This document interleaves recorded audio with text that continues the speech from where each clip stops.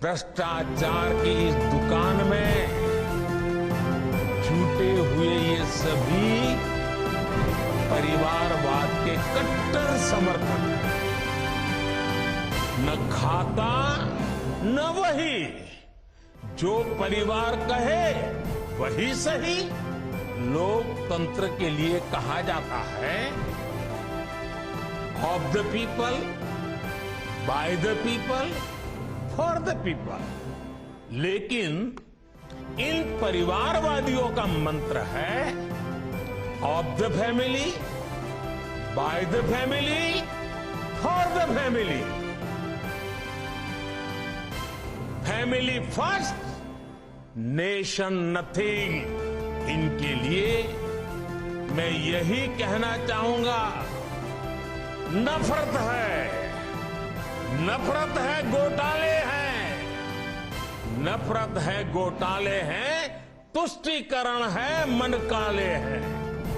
नफरत है, घोटाले हैं, तुष्टीकरण है, मन काले हैं। परिवारवाद की आग के दशकों से देश हवाले हैं।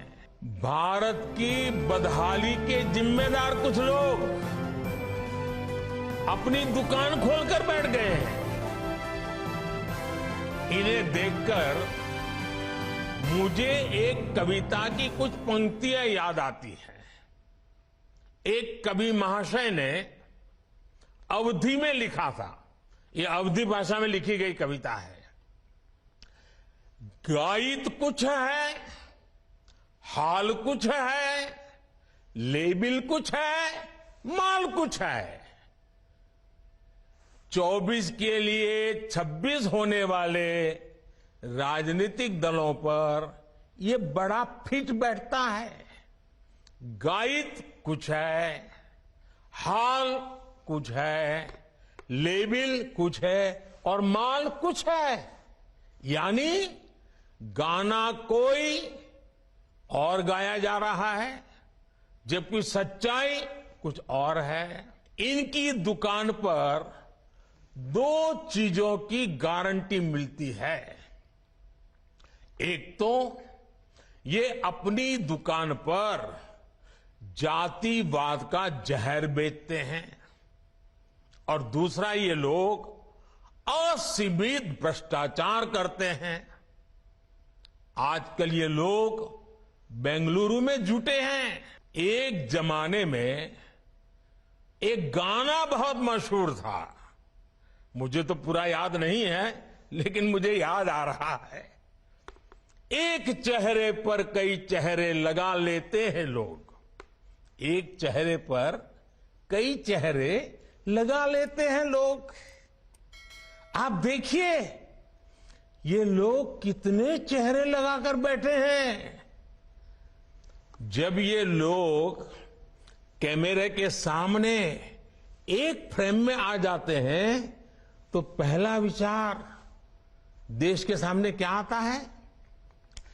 पहला विचार देश के लोगों के मन में यही आता है, पूरा फ्रेम देख करके देशवासी यही बोल उठता है, लाखों करोड़ों रुपए का भ्रष्टाचार। इस बैठक की एक और खास बात है, अगर कोई करोड़ों के घोटाले में जमानत पर है तो उसे बहुत सम्मान की नजर से देखा जाता है। अगर पूरा का पूरा परिवार ही जमानत पर है तो उसकी और ज्यादा खातिरदारी होती है। अगर किसी दल का कोई वर्तमान मंत्री भ्रष्टाचार के मामले में जेल जाता है तो उसे एक्स्ट्रा नंबर देकर स्पेशल इनवाइटी बुलाकर बुलाया जाता है।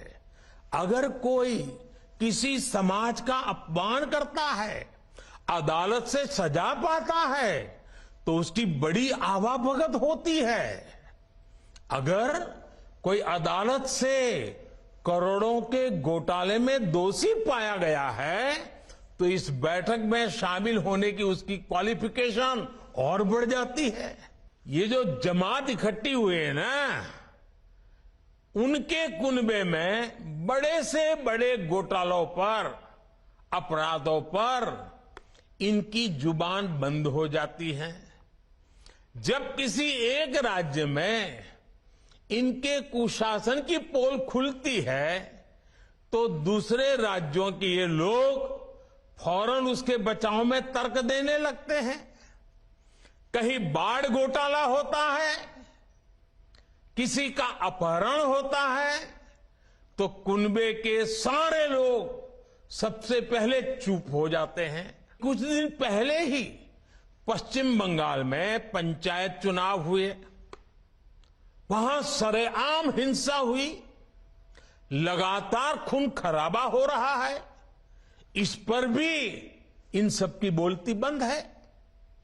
कांग्रेस के, लेफ्ट के अपने कार्यकर्ता वहां खुद को बचाने की गुहार लगा रहे हैं, लेकिन कांग्रेस और लेफ्ट के नेताओं ने अपने स्वार्थ में अपने कार्यकर्ताओं को भी मरने के लिए छोड़ दिया है। इन लोगों को पहचाने रहिए साथियों, उनको जान लीजिए। इन लोगों से सतर्क रहिए भाई बहनों। साथियों, इन लोगों की साजिशों के बीच हमें देश के विकास के लिए खुद को समर्पित रखना है।